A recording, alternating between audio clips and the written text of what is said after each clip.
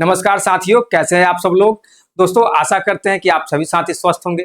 दोस्तों आज हम लोग क्लास नंबर 20 करने वाले हैं, जैसा कि आप सभी साथी स्क्रीन पर देख सकते हैं। इससे पहले दोस्तों हम लोग क्लास नंबर 19 तक कर चुके हैं। जो भी साथी क्लास नहीं देखे हैं जाइए क्लास को देखिए और अपनी तैयारी को मजबूत बनाने का कार्य करिए। दोस्तों आइए हम लोग आज का सेशन स्टार्ट करते हैं। देखिए क्वेश्चन नंबर फर्स्ट स्क्रीन पर आ चुका है। यहाँ पे देखिए तो मेरे साथी क्या बोला है। क्वेश्चन नंबर फर्स्ट को आप लोग ध्यानपूर्वक देखिए और इसका जवाब कमेंट बॉक्स में लिखिए। यहाँ बोला है ध्यान न्यूनता अतिक्रियाशीलता विकार की विशेषता है। बताइए इसका विशेषता क्या है। ऑप्शन नंबर फर्स्ट में है प्रतिबंधित और दोहरावदार व्यवहार पैटर्न। सेकेंड में है विलंबित गतिक और भाषा कौशल। थर्ड में है उच्च स्तर का अवसाद और मिजाज में उतार चढ़ाव। और फोर्थ में है आवेग पैटर्न का लगातार सिलसिला। तो जहां देखिए मेरे साथी, जहां भी आपको ध्यान न्यूनता अतिक्रियाशीलता विकार की बात किया जाए, इसकी विशेषता के बारे में पूछा जाए, तो इसका हो जाएगा आवेग पैटर्न का लगातार सिलसिला। Option number 4 is the right answer. यहाँ पे क्या बोला है, प्रतिबंधित और दोहरावदार व्यवहार पैटर्न। तो ऐसे बच्चों की विशेषता ये कभी नहीं होता। विलंबित गतिक और भाषा कौशल, ये भी यहाँ पे मेरे साथी नहीं जाएगा, ये भी आपका ऑप्शन गलत हो जाएगा। उच्च स्तर का अवसाद और मिजाज में उतार चढ़ाव, ये भी मेरे साथी यहाँ पे देखने को नहीं मिलेगा। तो इसका विशेषता जाएगा आवेग पैटर्न का लगातार सिलसिला। Option number 4 is the right answer. चलिए क्वेश्चन नंबर 2 में चलते हैं। यहाँ पे देखिए क्या बोला है। यहाँ बोला है समावेशी कक्षाओं में पाठ्यक्रम डैश होना चाहिए और निर्देश डैश होना चाहिए। बताइए मेरे साथी क्या होना चाहिए। देखिए ऑप्शन नंबर फर्स्ट में है लचीला एक समान। सेकेंड में है मानकीकृत विभेदित। थर्ड में है लचीला विभेदित और फोर्थ में है मानकीकृत एक समान। बताइए क्या होना चाहिए। तो देखिए जहां भी आप लोग को एक समान मानक या मानकीकृत, जहां भी आप लोग को एक समान मानक मानकीकृत दिख जाए, सीधे ऑप्शन को उड़ा देना है। क्यों? क्योंकि मेरे साथ ये सब निगेटिव टैग है। ठीक है, अब जो बच गया वही आपका आंसर हो जाएगा। तो कौन बचा? तो बचा लचीला और विभेदित। तो option number 3 is the right answer. समावेशी कक्षाओं में पाठ्यक्रम लचीला होना चाहिए और निर्देश विभेदित। ठीक है मेरे साथियों, कोई दिक्कत नहीं। चलिए क्वेश्चन नंबर 3 में चलते हैं। यहाँ पे देखिए क्या बोला है। यहाँ बोला है डैश विकास के उस समय को संदर्भित करता है या करते हैं जब कोई व्यक्ति एक नया कौशल या क्षमता प्राप्त करने के लिए सबसे ज्यादा तैयार होता है और बाद में जीवन में इसके नुकसान की भरपाई करना मुश्किल होता है। बताइए अब डैश में क्या भराएगा। देखिए ऑप्शन नंबर फर्स्ट में बोला है मेरे साथी संवेदनशील अवधि। सेकेंड में संपष्ट विकास का क्षेत्र। थर्ड में है विकासात्मक प्रतिमान और फोर्थ में है विकासात्मक कार्य। बताइए क्या हो जाएगा। तो सभी साथी को दिख गया होगा एक लाइन इसमें कि जब कोई व्यक्ति एक नया कौशल या क्षमता प्राप्त करने के लिए सबसे ज्यादा तैयार होता है, मेरे साथी उस अवधि को हम लोग बोलते हैं संवेदनशील अवधि, सेंसिटिव पीरियड। क्या बोलते हैं मेरे साथी? सेंसिटिव पीरियड बोलते हैं। ठीक है, इसका सही जवाब जाएगा option number first is the right answer. Second में संपष्ट विकास का क्षेत्र। तो मेरे साथी यहाँ पे जेडपीडी का कोई चर्चा किया जा रहा है, जो न प्रॉक्सिमल डेवलपमेंट की कोई बात है, कोई बात नहीं, तो ये ऑप्शन गलत हो जाएगा। विकासात्मक प्रतिमान का भी यहाँ कोई चर्चा नहीं है, ये भी ऑप्शन गलत हो जाएगा। विकासात्मक कार्य का भी यहाँ पे कोई चर्चा नहीं है, ये भी आपका ऑप्शन गलत हो जाएगा। कोई दिक्कत नहीं। चलिए क्वेश्चन नंबर 4 में चलिए। यहाँ पे मेरे साथी बोला है निम्नलिखित कथन में विकास के किस सिद्धांत को दर्शाया गया है। अब आइए कथन को देखते हैं। कथन में बोला है शैशवा अवस्था और प्रारंभिक बचपन के दौरान हाथ और पैरों की तुलना में, क्या बोला है मेरे साथी, हाथ और पैरों की तुलना में टांग और बांह तेजी से बढ़ते रहते हैं। तो मेरे साथी ये विकास का कौन सा सिद्धांत है। देखिए ऑप्शन नंबर फर्स्ट में बोला है केंद्रीकरण का सिद्धांत। सेकेंड में है एकीकरण का सिद्धांत।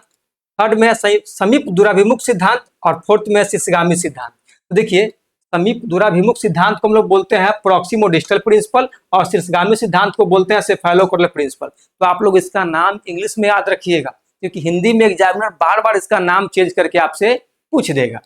अब बताइए इसका सही जवाब क्या होगा। बताइए मेरे साथी। तो देखिए यहाँ पे क्लियर कर दिया है कि बचपन के दौरान हाथ और पैर की तुलना में टांग और बांह तेजी से बढ़ते हैं। तो मेरे साथी यहाँ पे जो शीर्षगामी सिद्धांत है, शीर्षगामी सिद्धांत में क्या होता है, बालकों का विकास सिर से पैर की तरफ होता है। ठीक है, और समीप दूराभिमुख सिद्धांत में क्या होता है, विकास आपका केंद्र से बाहें की ओर होता है। तो हमसे क्वेश्चन में क्लियर कर दिया है कि हाथ और पैरों की तुलना में टांग और बांह तेजी से बढ़ते रहते हैं। तो मेरे साथी बांह और टांग कहाँ से बढ़ता है, तो देखिए इसका विकास केंद्र से होता है। तो जब विकास केंद्र से होगा तो ये विकास का कौन सा सिद्धांत को फॉलो करेगा, तो मेरे साथ ये हो जाएगा आपका प्रोक्सिमो डिस्टल प्रिंसिपल, समीप दूराभिमुख सिद्धांत। Option number third is the right answer. ठीक है, और जहां भी सर से लेकर पांव की बात करेगा, विकास का क्रम मेरे साथी सिर से पांव की तरफ की बात करेगा, तो वो हो जाएगा आपका शीर्षगामी सिद्धांत, सेफेलोकॉडल प्रिंसिपल। ठीक है, तो इसका सही जवाब जाएगा option number third is the right answer. First, second और थर्ड को यहाँ पे काट देना है। ठीक है, चलिए क्वेश्चन नंबर 5 में चलते हैं। यहाँ पे देखिए क्या बोला, निम्नलिखित में से समाज में प्रचलित जेंडर रूढ़िवादिता के प्रभाव को बच्चों के बीच कम करने का एक प्रभावी तरीका कौन सा है, बताइए। कम करने का एक प्रभावी तरीका कौन सा होगा? तो ऑप्शन नंबर फर्स्ट में है बच्चों को विविध जेंडर भूमिकाओं से परिचित कराना और उन्हें अपनी रुचियों को आगे बढ़ाने के लिए प्रोत्साहित करना। बात तो सही बोला है। आइए सेकेंड ऑप्शन देखते हैं। तो बोला यह मान लेना कि बच्चे स्वाभाविक रूप से अपने आप जेंडर तटस्थ गतिविधियों और रुचियों को अपना लेंगे। मेरे साथ ऐसा कभी नहीं मानना है। थर्ड में बच्चों को पारंपरिक जेंडर भूमिकाओं के अनुरूप प्रोत्साहित करना। देखिए, पारंपरिक जेंडर भूमिकाओं के अनुरूप कभी प्रोत्साहित नहीं करना है, ये भी आपका ऑप्शन गलत हो जाएगा। बच्चों को जेंडर विशिष्ट सामग्री प्रदान करना, जेंडर विशिष्ट सामग्री भी मेरे साथ आपको कहीं प्रदान नहीं करना, ये भी आपका ऑप्शन गलत हो जाएगा। यहाँ क्या बोला है, यह मान लेना बच्चे स्वाभाविक रूप से अपने आप जेंडर तटस्थ गतिविधियों और रुचियों को अपना लेंगे, ऐसा भी आपको कभी नहीं मानना है। तो देखिए आपका 3 ऑप्शन यहाँ गलत हो गया, 2, 3 और 4। तो जो बच गया वही आपका ऑप्शन सही जाएगा। क्या बोला है, option number first is the right answer. बच्चों को विविध जेंडर भूमिकाओं से परिचित कराना और उन्हें अपनी रुचियों को आगे बढ़ाने के लिए प्रोत्साहित करना। Option number first is the right answer. चलिए क्वेश्चन नंबर 6 में चलते हैं। यहाँ पे देखिए मेरे साथी क्या बोला है, सार्थक अधिगम सुनिश्चित करने के लिए निम्नलिखित में से कौन से महत्वपूर्ण है, बताइए। सार्थक अधिगम सुनिश्चित करने के लिए इन चारों में से महत्वपूर्ण कौन होगा मेरे साथी? देखिए ऑप्शन नंबर फर्स्ट में है भावनात्मक समर्थन का प्रावधान, सेकेंड में है प्रतिस्पर्धा और प्रतिद्वंदिता का माहौल, थर्ड में है करने और प्रयोग करने के अवसर, और फोर्थ में है मानकीकृत पाठ्यक्रम। तो अभी हम लोगों ने इससे पिछले क्वेश्चन में देखा है कि जहां भी मानक मानकीकृत की बात करें सीधे काटना है, जहां भी मेरे साथी प्रतिस्पर्धा और प्रतिद्वंद्विता का माहौल, मतलब प्रतिद्वंदिता का माहौल अगर बनाने की बात हो तो ऐसे ऑप्शन को सीधे काटना है। अब जो बच गया ये आपका सही जाएगा।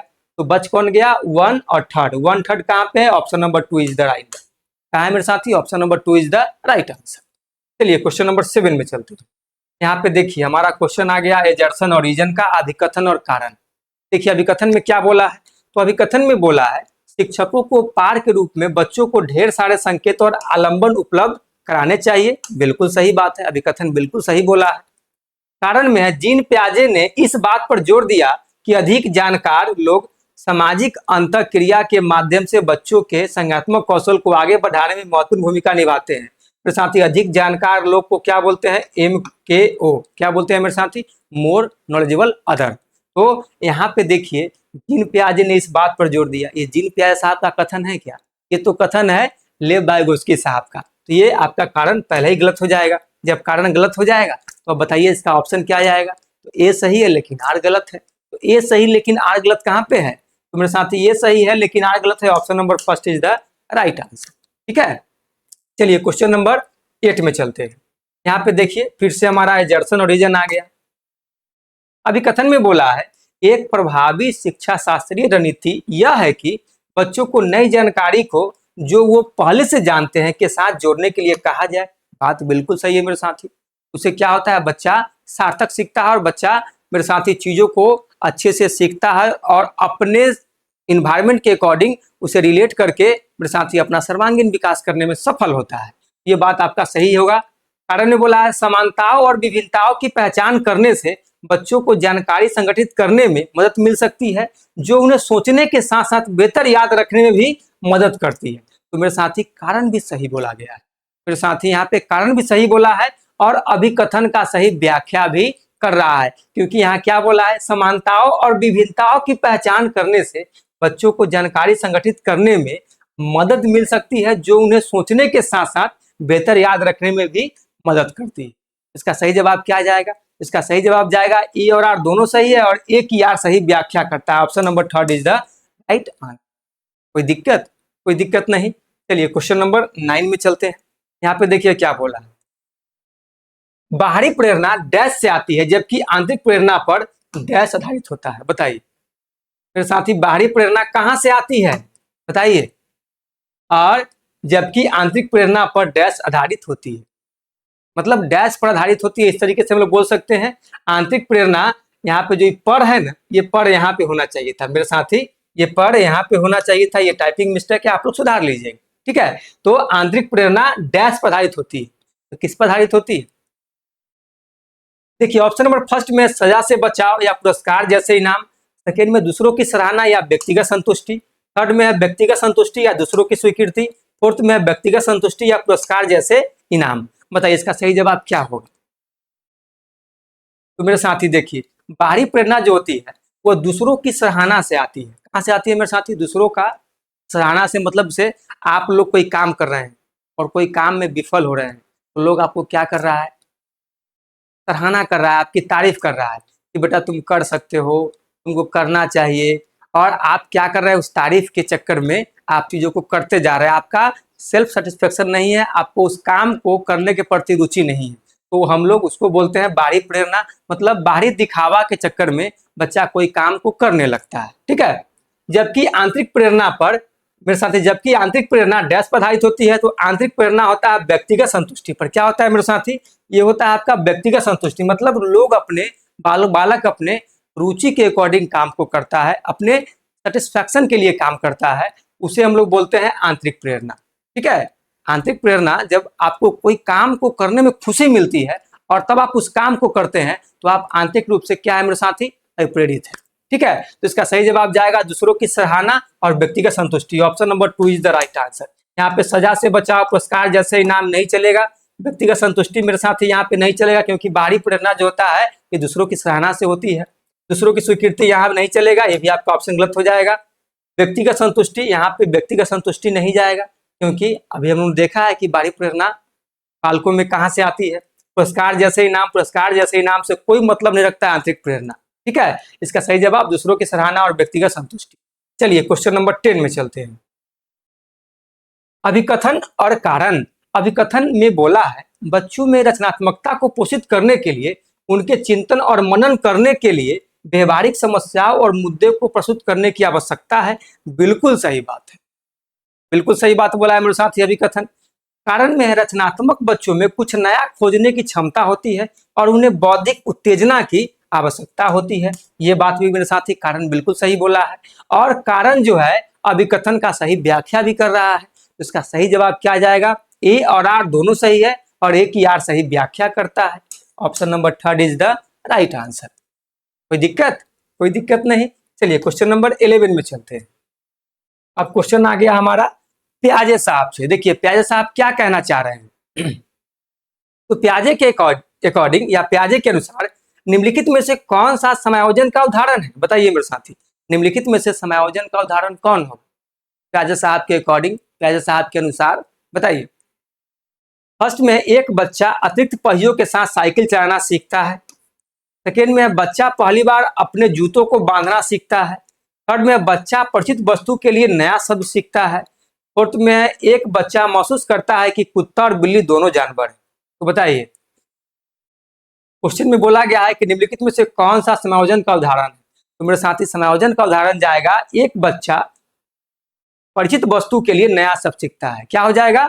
बच्चा परिचित वस्तु के लिए नया शब्द सीखता है। मेरे साथी यही आपका समायोजन का उदाहरण चला जाएगा। फर्स्ट, सेकेंड और फोर्थ आपका ऑप्शन गलत हो जाएगा। ठीक है, चलिए क्वेश्चन नंबर 12। क्वेश्चन नंबर 12 में देखिए क्या बोला है। क्या आपके माता पिता की अनुपस्थिति में फ्रीजर से चॉकलेट चोरी करना ठीक है? मेरे साथी ये क्या है? मेरे साथी ये लॉरेंस कोलबर्ग साहब का नैतिक दुविधा का प्रश्न है, मोरल डिलेमा का प्रश्न है, तो आप लोग को जवाब देना है। देखिए इस सवाल के जवाब में 4 वर्ष की मीरा ने जवाब दिया ऐसा करना गलत होगा, क्योंकि ऐसा करने से मुझे माता पिता से सजा मिल सकती है। मीरा का नैतिक तर्क लॉरेंस कोलबर्ग के नैतिक विकास के सिद्धांत की किस अवस्था को दर्शाता है? बताइए। तो लॉरेंस कोलबर्ग साहब ने अपने नैतिक विकास के सिद्धांत में 3 स्तर को बताने का काम किया है, 3 लेवल को बताने का काम किया है। तो तीनों लेवल का मेरे साथी क्या क्या नाम है? तो फर्स्ट का नाम है मेरे साथी प्री कन्वेंशनल, सेकेंड का नाम है कन्वेंशनल और थर्ड का नाम है पोस्ट कन्वेंशनल। जैसा कि आप लोग इंग्लिश वाले में देख सकते हैं, क्या है मेरे साथी, प्री कन्वेंशनल ये फर्स्ट नंबर है, कन्वेंशनल सेकेंड नंबर और पोस्ट कन्वेंशनल थर्ड नंबर, और ये फॉर्मल कन्वेंशनल कुछ नहीं है, ये काट देना है, इनके 3 लेवल है। अब बताइए इसका सही जवाब क्या होगा। तो हिंदी में बोला गया है उत्तर परंपरागत, सेकेंड में है पूर्व परंपरागत और थर्ड में है परंपरागत, तो इसका सही जवाब क्या जाएगा। तो देखिए क्वेश्चन में क्लियर कर दिया है कि इस सवाल के जवाब में 4 वर्ष की मीरा ने जवाब दिया ऐसा करना गलत होगा, क्योंकि ऐसा करने से मुझे माता पिता से सजा मिल सकती है। तो मेरे साथी यहाँ पे सजा की बात हो रही है, तो ये कौन सा मेरे साथी स्तर जाएगा। तो देखिए ये आपका जो स्तर जाएगा ये जाएगा आपका मेरे साथी पूर्व परंपरागत, option number 2 is the right answer. क्या जाएगा, प्री कन्वेंशनल जाएगा। क्या जाएगा मेरे साथी, प्री कन्वेंशन, ये लेवल फर्स्ट की बात हो रही है। तो यहाँ पे औपचारिक परंपरागत को काट दीजिए, ये तो होता ही नहीं है, और यहाँ पे परंपरागत नहीं जाएगा और उत्तर परंपरागत नहीं जाएगा, क्या जाएगा, पूर्व परंपरागत जाएगा। ठीक है मेरे साथी। तो चलिए हम लोग चलते हैं क्वेश्चन नंबर 13 में। यहाँ पे बोला है जीन पियाजे के विकास के सिद्धांत के अनुसार बच्चे संवेदी परक अवस्था के अंत तक डैश विकसित कर लेते हैं। बताइए क्या विकसित कर लेते हैं। तो ऑप्शन नंबर फर्स्ट में है वस्तु स्थायित्व, सेकेंड में है सांकेतिक चिंतन, थर्ड में है संरक्षण और फोर्थ में है परिकल्पित तार्किकता। बताइए मेरे साथी क्या विकसित कर लेते हैं। देखिए जीन पियाजे के विकास के सिद्धांत के अनुसार बच्चे संवेदिक प्रेरक अवस्था के अंत तक वस्तु स्थायित्व विकसित कर लेते हैं। Option number first is the right answer. क्या हो जाएगा, ऑब्जेक्ट परमानेंस मेरे साथी डेवलप कर लेते हैं। यहाँ पे सांकेतिक चिंतन नहीं जाएगा, संरक्षण नहीं जाएगा और परिकल्पित तार्किकता भी गलत हो जाएगा। ऑप्शन नंबर फर्स्ट यहाँ पे सही जाएगा। चलिए क्वेश्चन नंबर 14 में चलते हैं, और आज के क्लास का हमारा सेकेंड लास्ट क्वेश्चन लेव वाइगोस्की साहब से क्वेश्चन आ गया है, तो आप लोग पढ़िए और इसका जवाब कमेंट बॉक्स में लिखिए। लेव वाइगोस्की के अनुसार आंतरिक वाक क्या होता है। बताइए मेरे साथी, एज पर लेव वाइगोस्की इनर स्पीच। बताइए ऑप्शन नंबर फर्स्ट में बच्चों में संज्ञानात्मक अपरिपक्वता का एक लक्षण है, सेकेंड में जन्म से लेकर 3 वर्ष की उम्र तक होती है, थर्ड में तर्क करने और विचारों को व्यवस्थित करने में मदद करती है, फोर्थ में बच्चों के संज्ञानात्मक विकास में बाधा डालती है। बताइए तो जहां भी बोला गया है ना बच्चों के संज्ञानात्मक विकास में बाधा डालती है, उसको पहले काट दीजिए मेरे साथ। ये सहायता प्रदान करती है न कि बाधा डालती है, तो आपका ऑप्शन गलत हो जाएगा। फर्स्ट में बच्चों में संज्ञानात्मक और परिपक्वता का एक लक्षण है, नहीं मेरे साथी। जन्म से लेकर 3 वर्ष की उम्र तक होती है, ये भी आपका गलत हो जाएगा। तो इसका सही जवाब क्या जाएगा, जो बच गया वही सही जाएगा। Option number third is the right answer. तर्क करने और विचारों को व्यवस्थित करने में मदद करती है, इसी को हम लोग बोलते हैं आंतरिक वाक। ठीक है, तो क्वेश्चन में बोला था लेव वाइगोस्की के अनुसार आंतरिक वाक क्या है, तो तर्क करने और विचारों को व्यवस्थित करने में मदद करने का काम करती है। ठीक है, चलिए क्वेश्चन नंबर 15 में चलते हैं, और आज के क्लास का हमारा आखिरी प्रश्न। तो सभी साथी इस क्वेश्चन को देखिए क्या बोला है। छात्रों में आलोचनात्मक सोच को किस प्रकार बढ़ावा दिया जा सकता है मेरे साथी। बताइए क्वेश्चन नंबर 15 में बोला है छात्रों में आलोचनात्मक सोच को किस प्रकार बढ़ावा दिया जा सकता है। तो ऑप्शन नंबर फर्स्ट में है सहयोग को हतोत्साहित करके, सेकेंड में छात्रों को रटने का पूर्वाभ्यास करने के लिए प्रोत्साहित करके, और थर्ड में क्या क्यों कैसे जैसे उत्साहवर्धक प्रश्न पूछकर, और फोर्थ में अधिसंज्ञान को हतोत्साहित करके। तो आप सभी साथियों के लिए आज के क्लास में एक टास्क है, क्वेश्चन नंबर 15 का आप लोग सही सही जवाब कमेंट बॉक्स में लिखिए, और आप लोग कमेंट बॉक्स में बताइए कि आप लोग को क्लास कैसा लगा। अगर आप लोग को क्लास पसंद आया है तो आप लोग चैनल को सब्सक्राइब कर दीजिए, वीडियो को लाइक कर दीजिए और वीडियो को अपने दोस्तों में शेयर कर दीजिए। और सभी साथी क्वेश्चन नंबर 15 का जवाब कमेंट बॉक्स में लिखिए, और कमेंट में हमको अभी बताइए कि आप लोगों का 15 में सही सही स्कोर कितना आ रहा है। तो दोस्तों हम लोग फिर मिलेंगे नेक्स्ट क्लास में।